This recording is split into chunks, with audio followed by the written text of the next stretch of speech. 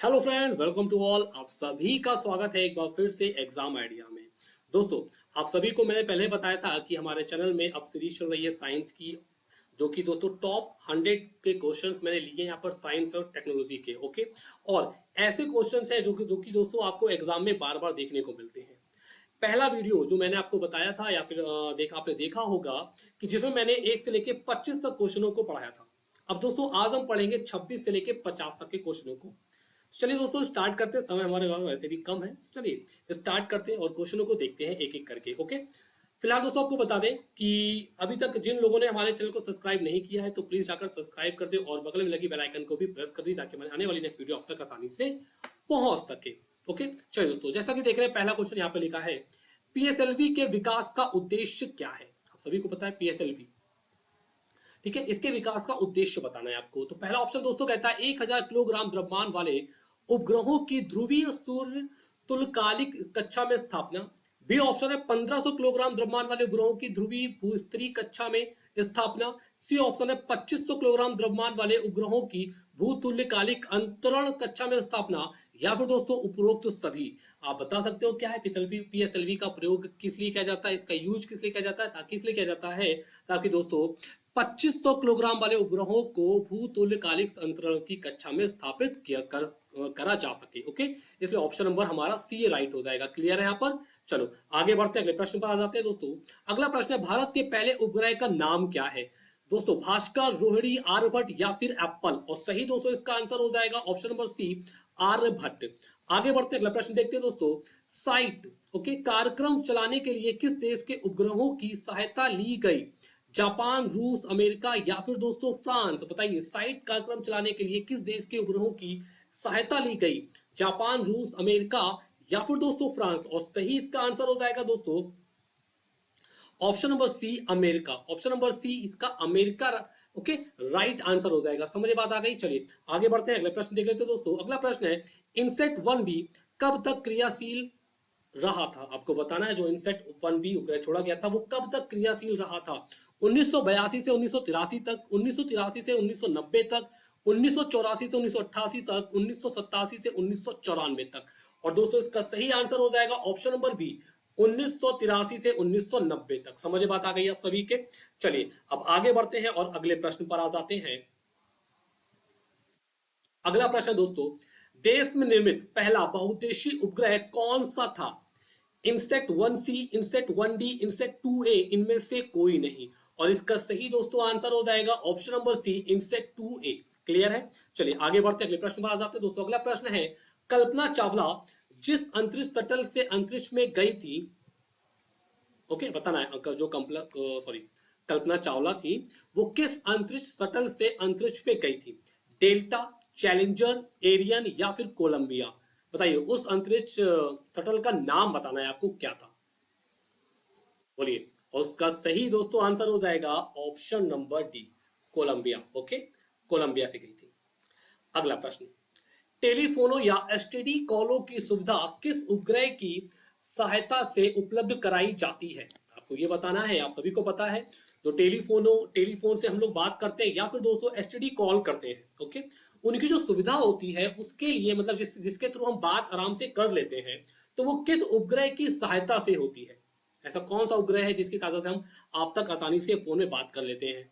Okay, वो है INSAT 1D, INSAT 2A, INSAT 2B या फिर इनसेट 2C, और इसका सही दोस्तों आंसर हो जाएगा INSAT 2B, option number 2C right हो जाएगा। क्लियर है यहाँ पर। समझ बात आ गई है। चलिए आगे बढ़ते हैं, अगले प्रश्न पर आ जाते हैं दोस्तों। अगला प्रश्न है, मध्य एशिया, दक्षिण एशिया व पश्चिम एशिया में दूरदर्शन को सीधा प्रसारण किससे संभव हुआ। बताइए मध्य एशिया में, दक्षिण एशिया या फिर पश्चिम एशिया में दूरदर्शन का सीधा प्रसारण किससे संभव हुआ दोस्तों। इनसेट 1D से, इनसेट 2A से, इनसेट 2B से या फिर इनसेट 2C से। बताइए इसका सही आंसर क्या होगा, जरा बताइए। और इसका सही दोस्तों आंसर हो जाएगा इनसेट 2C से, ऑप्शन नंबर डी राइट हो जाएगा। क्लियर है यहाँ पर।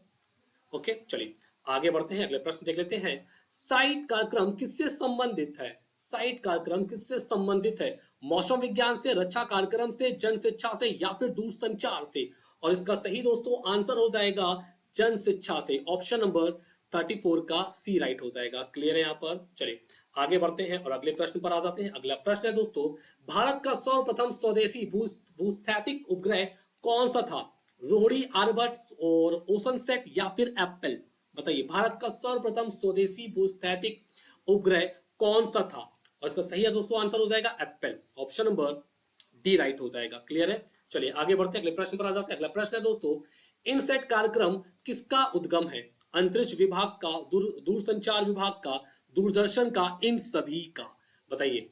और इसका सही दोस्तों आंसर हो जाएगा इनसेट। अंतरिक्ष विभाग का भी यह कार्य उद्गम है, दूरसंचार के लिए भी यूज किया जाता है, दूरदर्शन के लिए भी यूज किया जाता था, देन इन सभी के लिए। ऑप्शन नंबर डी राइट हो जाएगा। अगला प्रश्न, इनसेट प्रणाली की निगरानी का दायित्व किस पर है?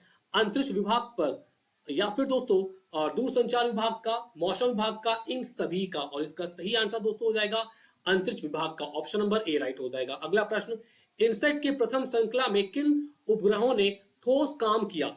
INSAT 1A 1B, INSAT 1B 1C, INSAT 1B 1D या फिर इनसेट 1D 1D? बताइए किसने सही ठोस काम किया है, आपको ये बताना है। और इसका सही आंसर दोस्तों हो जाएगा ऑप्शन नंबर सी। ओके, आगे बढ़ते हैं। दक्षिण एशियाई संचार उपग्रह GSAT-9 का सफल प्रक्षेपण किस रॉकेट द्वारा किया गया था? PSLV D2, PSLV C12, GSLV F9 या फिर GSLV K5? और इसका सही दोस्तों आंसर बताइए क्या होगा? और सही आंसर हो जाएगा ऑप्शन नंबर सी, GSLV F9। समझ बात आ गई? GSLV F9। आगे बढ़ते हैं, अगले प्रश्न पर आ जाते हैं दोस्तों। अगला प्रश्न है, समवर्धित उपग्रह प्रक्षेपण यान ASLV के यान कितने द्रव्यमान के उपग्रहों को निम्न भूकक्षा में पहुंचा सकते हैं? 35 से 50 किलोग्राम, 100 से 150 किलोग्राम, 500 से 600 किलोग्राम, 1000 से 1200 किलोग्राम? और इसका सही आंसर दोस्तों हो जाएगा ऑप्शन नंबर बी, 50 से 150 ग्राम तक। ओके, आगे बढ़ते हैं, अगले प्रश्न पर आ जाते हैं। भारत सुदूर संवेदी उपग्रह प्रणाली विकसित करने वाला कौन से नंबर का देश है? चौथा, पांचवा, छठा या फिर दोस्तों सातवां? और सही आंसर दोस्तों हो जाएगा पांचवा। ऑप्शन नंबर बी राइट हो जाएगा। आगे बढ़ते हैं दोस्तों, अगला प्रश्न है, पहला स्वदेशी निर्मित प्रक्षेपण यान कौन सा है? ASLV D4, PSLV D2, PSLV D3 या फिर PSLV C1? और सही दोस्तों इसका आंसर हो जाएगा PSLV C1। ओके, अगला प्रश्न देखते हैं दोस्तों। अगला प्रश्न है, विश्व के प्रथम कृत्रिम उपग्रह स्पुतनिक का पूरा नाम क्या है? काल्मिक मारी स्पुतनिक, कोमी यवान स्पुतनिक, इवानोवो वॉस स्पुतनिक या फिर स्कुतु नेवी स्पुतनिक? और सही दोस्तों आंसर हो जाएगा ऑप्शन नंबर डी। ओके, स्कुतु नेवी Sputnik. Option number D right हो जाएगा। अगला प्रश्न, श्रीहरिकोटा अंतरिक्ष प्रक्षेपण केंद्र से प्रक्षेपित पहला रॉकेट कौन सा था? रोहिणी 60, रोहिणी 75, रोहिणी 110 या फिर रोहिणी 125? और इसका भी दोस्तों सही आंसर हो जाएगा Rohini 125। Option number D right हो जाएगा। क्लियर हो रहा है? यहाँ पर कोई प्रॉब्लम तो नहीं है, हर चीज क्लियर हुई है। ओके, चलिए आगे बढ़ते हैं और अगला क्वेश्चन देख लेते हैं दोस्तों। अगला क्वेश्चन है, इसरो ने 2019 में शुरू किया अपना पहला सोलर मिशन का नाम क्या रखा था? तेजस L1, Aditya L1, Rohini S1 या फिर दोस्तों सोलर N1? और इसका सही दोस्तों आंसर हो जाएगा Aditya L1। Option number B right हो जाएगा। अगला प्रश्न दोस्तों देखते हैं, परमाणु ऊर्जा अधिनियम कब बना? 1994 में, 1997 में, 1948 में, 1949 में? बताइए। और आपको बता दें दोस्तों, अगर इस क्वेश्चन का आंसर नहीं पता है तो बता देता हूं आपको, परमाणु ऊर्जा अधिनियम बना था दोस्तों 1948 में। ऑप्शन नंबर सी राइट हो जाएगा। अगला प्रश्न, विश्व में उपग्रह छोड़ने की क्षमता करने वाले देशों की भारत की स्थिति क्या है? बताइए, विश्व में उपग्रह छोड़ने की क्षमता में भारत की जो स्थिति है दोस्तों वो कितने नंबर की है? 5वां स्थान है उसका, दूसरा स्थान है, पहला स्थान है, 7वां स्थान है? और सही दोस्तों आंसर हो जाएगा पहला स्थान है, याद रखिएगा। ओके, चलिए आगे बढ़ते अगले प्रश्न पर आ जाते हैं। अगला प्रश्न है, पृथ्वी के किस क्षेत्र को सर्वप्रथम परमाणु ऊर्जा मुक्त क्षेत्र घोषित किया गया है? आर्कटिक को, एंड अंटार्कटिका को, ऑस्ट्रिया को या फिर दोस्तों स्विट्जरलैंड को? और सही दोस्तों आंसर हो जाएगा अंटार्कटिका को। ओके, अगला प्रश्न, परमाणु ऊर्जा विभाग की स्थापना कब हुई? 1950 में, 1954 में, 1958 में, 1960 में? और सही आंसर दोस्तों हो जाएगा 1954 में। क्लियर है? और लास्ट क्वेश्चन दोस्तों देख लेते हैं, भारत का प्रथम परमाणु बिजली घर कहां प्रारंभ हुआ? रावत भाटा में, नरोरा में, तारापुर में, काकरापारा में? और इसका सही दोस्तों आंसर हो जाएगा तारापुर में। ऑप्शन नंबर सी राइट हो जाएगा।